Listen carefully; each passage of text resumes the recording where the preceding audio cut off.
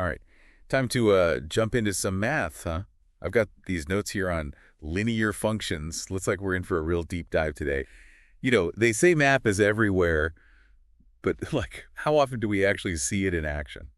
Well, you might be surprised. Linear functions, in particular, pop up more than you think. Okay, so for starters, remind me exactly what a linear function is. Back to basics, right? It's all about a relationship between an input and an output. You put something in, the function processes it, and you get a specific result. Kind of like a vending machine. You put in your money, press the button, out pops your snack. Exactly. And the key here is that the relationship is linear. That means it changes at a constant rate. We can represent that visually with a straight line on a graph. Okay, graphs. I can already feel my high school math anxieties coming back. But I guess a picture can be easier to understand than just an equation, right? Absolutely.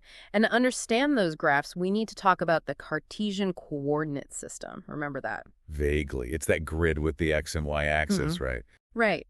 Think of it like a map. We can use the x and y coordinates to pinpoint any location on the graph. Each point represents a solution to our linear equation. So if we have the equation for a linear function, we can plot it on this coordinate system and get a visual representation. Precisely.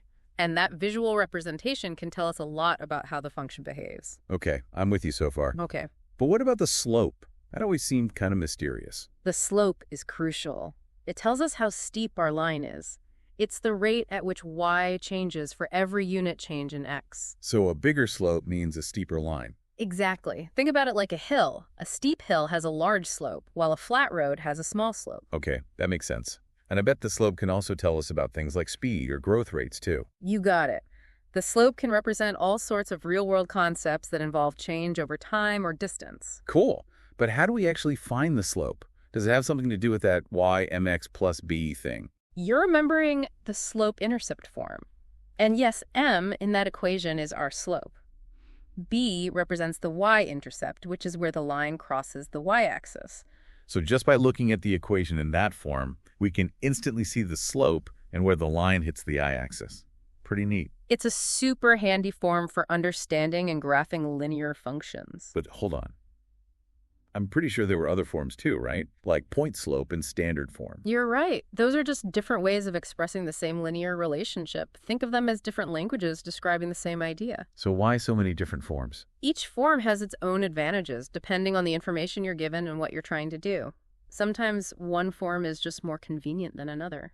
It's like having different tools in your toolbox. Yeah. You pick the right one for the job. Precisely. And with linear functions, you've got a pretty versatile tool. They can model so many things, from the growth of bacteria to the trajectory of a rocket. Wow, so linear functions are way more powerful than they seem at first glance. Absolutely. They're a fundamental concept in math and science. And the best part is, once you understand the basics, you'll start seeing them everywhere. I'm already looking at the world a little differently.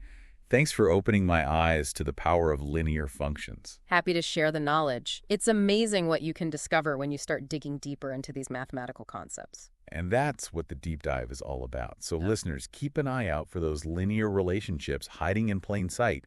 You never know where you'll find them. And maybe you'll even start to appreciate the beauty of math along the way. Until next time, happy exploring.